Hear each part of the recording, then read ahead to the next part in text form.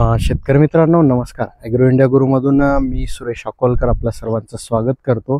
तर मित्रांनो, पाठीमागे हा जो गव्हाचा प्लॉट बघताय, तर याविषयी आपण थोडीशी सविस्तर माहिती ही तुम्हाला देणार आहोत की हा नेमकी गहू कोणता, याचं नियोजन कशा पद्धतीने करण्यात आलेलं आहे आणि आज याची वंब्याची साईज जी आहे ती काय आहे, अपेक्षित उत्पादन काय मिळू शकतं.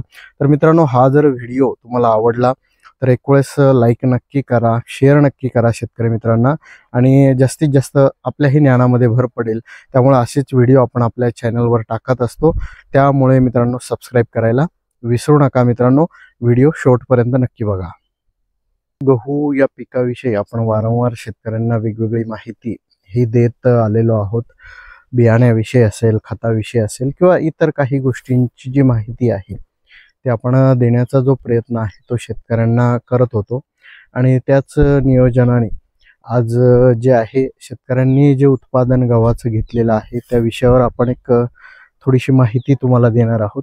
हा जो गहू आहे मित्रांनो, तुम्ही बघू शकता. आपण जे तुम्हाला गव्हाविषयी काही व्हिडिओ बरेच वेळेस टाकलेले होते आणि त्यामध्ये सांगितलं होतं की मालविया 510 नोवेल सीड्स हा जर वाण तुम्ही निवडला तर खूप चांगलं उत्पादन आणि खूप चांगला गहू हा तुमचा येऊ शकतो. कारण बेट हा चांगला गहू करतो.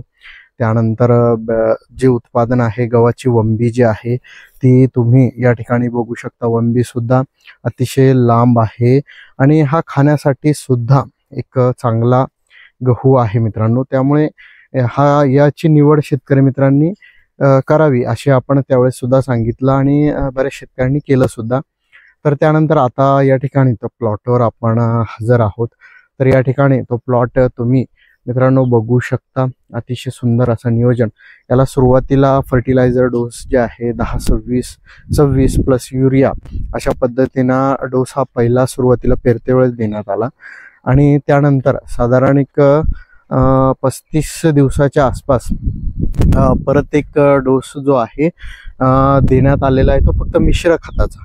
आता बरेच शेतकरी काय करतात की जो दुसरा डोस आहे तो देताना मित्रांनो, बरेच शेतकरी डोस देताना काय करतात की फक्त युरियाचा देतात आणि त्याद्वारे फक्त नत्राचा पुरवठा होतो, परंतु स्फुरद आणि पालाचा पुरवठा हा त्यावेळेस पिकाला होत नाही आणि वंबी असेल, दाणा असेल हा तो त्या प्रमाणात पोसत नाही.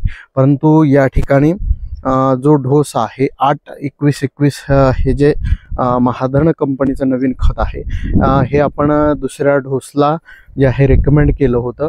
आणि तो कारण त्यामध्ये एकतर 8% नत्र आहे, त्यानंतर 21% स्फुरद आहे आणि 21% त्या ठिकाणी पालाश आहे. त्याचबरोबर त्यामध्ये इतर न्यूट्रंट सुद्धा उपलब्ध आहेत, सल्फर सुद्धा आहे, कॅल्शियम सुद्धा आहे.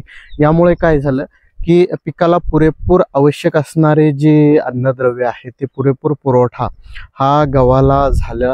आपण गव्हाला असं विशेष अन्नद्रव्याचा पुरवठाचं लक्ष देत नाही, परंतु अन्नद्रव्याची आवश्यकता ही कोणत्याही पिकाला त्या प्रमाणामध्ये आवश्यक असते आणि तो अन्नद्रव्याचा जर पुरवठा हा व्यवस्थित झाला तर आपलं पीक हे योग्य पद्धतीने आणि योग्य नियोजनानुसार आपल्याला येत असतं आणि अपेक्षित उत्पादन या ठिकाणी शेतकरी मित्रांना नक्की मिळू शकतं.